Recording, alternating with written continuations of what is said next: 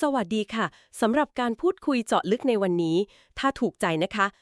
ยังไม่ต้องกดไลค์ตอนนี้ก็ได้ค่ะอดใจรอสักนิดไปกดไลค์กันตอนนาทีที่4ก็ยังทันค่ะตอนนี้เรามาดำดิ่งสู่เรื่องราวที่น่าสนใจจากทำเนียบข่าวกันก่อนนะคะวันนี้เราจะมาติดตามเหตุการณ์สำคัญค่ะนั่นก็คือพิธีสาบันตนเข้ารับตำแหน่งอัยการสหรัฐประจำเขตปกครองพิเศษโคลัมเบียคนใหม่แล้วก็มีประเด็นน่าสนใจอื่นๆที่ประธานาธิบดีทรัมป์ได้ตอบคำถามสื่อมวลชนหลังจากนั้นด้วย ซึ่งข้อมูลทั้งหมดเนี่ยมาจากบันทึกแล้วก็สรุปเหตุการณ์โดยตรงจากทำเนียบข่าวเลยค่ะคำถามคือตำแหน่งนี้สำคัญยังไงแล้วประธานาธิบดีทรัมป์กล่าวถึงประเด็นอะไรที่น่าจับตาบ้างเรามาหาคำตอบกันค่ะครับ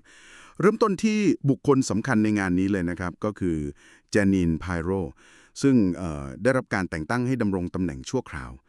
ประธานาธิบดีทรัมป์ก็กล่าวชื่นชมนะครับบอกว่ารู้จักเธอมานานหลายปีเป็นบุคคลแล้วก็เป็นสตรีที่น่าทึ่งมากอุทิศตนให้กับความยุติธรรมหลักนิติธรรมมากว่า5 ทศวรรษแล้วครับค่ะได้ยินว่าเธอเป็นที่รู้จักในนามผู้พิพากษาแจนีนด้วยใช่ไหมคะประวัติของเธอนี้น่าสนใจมากน้อยแค่ไหนคะใช่ครับชื่อนี้เลยประวัติของเจนีนไพโรนี่ต้องบอกว่าโชคโชนทีเดียวครับ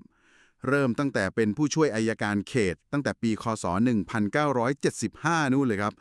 รับผิดชอบคดีอาชญากรรมรุนแรงแล้วก็มีบทบาทสำคัญนะครับในการก่อตั้งหน่วยงานต่อต้านความรุนแรงในครอบครัวยุคแรกๆด้วยโอ้โหตั้งแต่ยุค70เลยนะคะครับแล้วต่อมาปี1990เธอก็ได้เป็นผู้พิพากษาหญิงคนแรกของเวสต์เชสเตอร์เคานตี้แล้วก็ได้รับการยกย่องว่าเป็นผู้พิพากษาอันดับหนึ่งเลยนะครับสุดยอดเลยค่ะครับหลังจากนั้นก็ได้รับเลือกเป็นอัยการเขตจัดการคดีสำคัญหลายคดีแล้วก็มีการตั้งหน่วยงานปราบปรามอาชญากรรมทางไซเบอร์ซึ่งตอนนั้นถือว่าล้ำหน้ามากๆครับค่ะนอกจากนี้เธอก็ยังประสบความสำเร็จในแวดวงสื่อด้วยนะครับประวัติยาวนานมากทึ่งมากจริงๆค่ะแสดงว่าเป็นนักกฎหมายที่แบบผ่านประสบการณ์มาเยอะมากแล้วบรรยากาศในพิธีสาบันตนเป็นยังไงบ้างคะในพิธีนะครับแพมบอนดีเป็นผู้ดำเนินการซึ่งประธานาธิบดีทรัมป์ก็ชื่นชมบทบาทของเธอเหมือนกันในการต่อสู้กับอาชญากรรมส่วนเจนินไพโรเองก็กล่าวขอบคุณประธานาธิบดีทรัมป์ที่ให้การสนับสนุนมาตลอด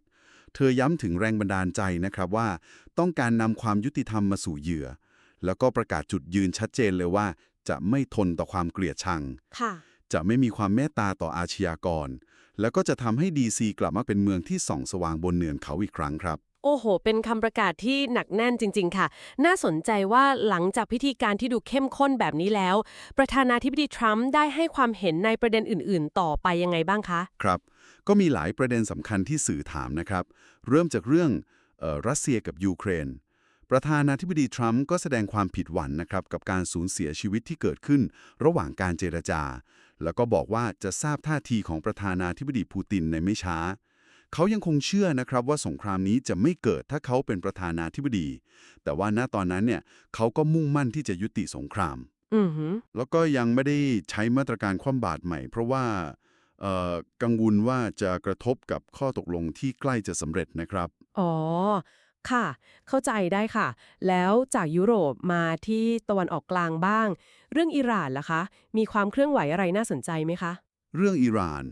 ประธานาธิบดีทรัมป์ระบุว่ากำลังมีการเจรจาที่ดีมากนะครับหรอคะ ครับแล้วก็อาจจะมีข้อตกลงที่เขาเรียกว่าสมเหตุสมผลเกิดขึ้นเร็วๆนี้จุดสำคัญเลยคือเขาเปิดเผยว่า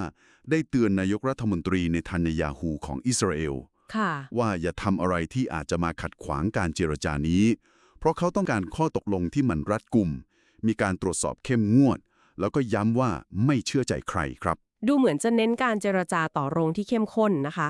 แล้วประเด็นในประเทศเองล่ะคะ มีเรื่องร้อนๆอะไรที่ถูกพูดถึงบ้างไหมคะ มีครับมีการกล่าวถึงมหาวิทยาลัยฮาร์วาร์ดค่อนข้างแรงทีเดียวอ้าวเหรอคะ ยังไงคะ ครับวิจารณ์ว่า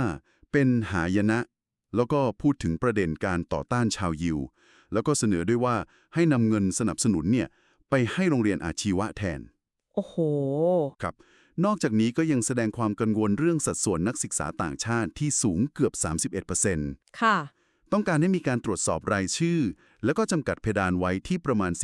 15% แล้วก็อย่างวิจารณ์กรณีที่ฮาวาดต้องสอนคณิตศาสตร์พื้นฐานให้นักศึกษาด้วยครับมีประเด็นกับสถาบันการศึกษาแล้วกับแพลตฟอร์มดังอย่าง TikTok ล่ะคะท่าทีเป็นยังไงบ้างกับ TikTok นี่น่าสนใจครับประธานาธิบดีทรัมป์บอกว่าอยากจะรักษา TikTok ไว้นะครับอ้าวเหรอคะ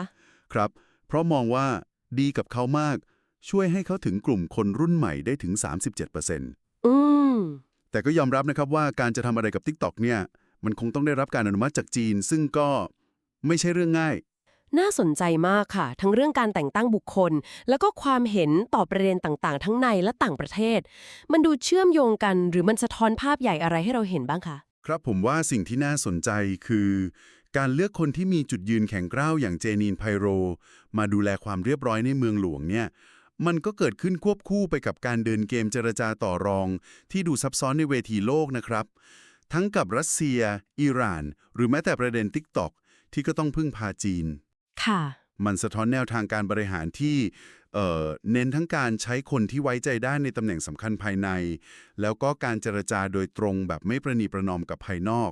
ซึ่งก็เป็นสไตล์ที่ส่งผลกระทบชัดเจนทั้งในระดับท้องถิ่นและระดับโลกในช่วงเวลานั้นเลยครับ การพูดคุยเจาะลึกวันนี้ทำให้เราเห็นภาพความเชื่อมโยงระหว่างการเมืองภายในกับการต่างประเทศที่น่าสนใจจริงๆค่ะคำถามที่น่าคิดต่อก็คือ จุดยืนที่แข็งกร้าวของอัยการคนใหม่ใน DC กับท่าทีการเจรจาที่ซับซ้อนของประธานาธิบดีในเวทีโลกเนี่ยมันจะส่งผลต่อทิศทางของวอชิงตัน DC แล้วก็นโยบายต่างประเทศของสหรัฐในระยะต่อไปยังไงบ้างสำหรับใครที่อดใจรอจนกดไลค์ทันในนาทีที่ 4 หรือมีความคิดเห็นเกี่ยวกับเรื่องที่เราคุยกันวันนี้ก็คอมเมนต์แลกเปลี่ยนมุมมองกันได้นะคะขอบคุณสำหรับการติดตามค่ะแล้วพบกันใหม่ในการเจาะลึกครั้งหน้าสวัสดีค่ะ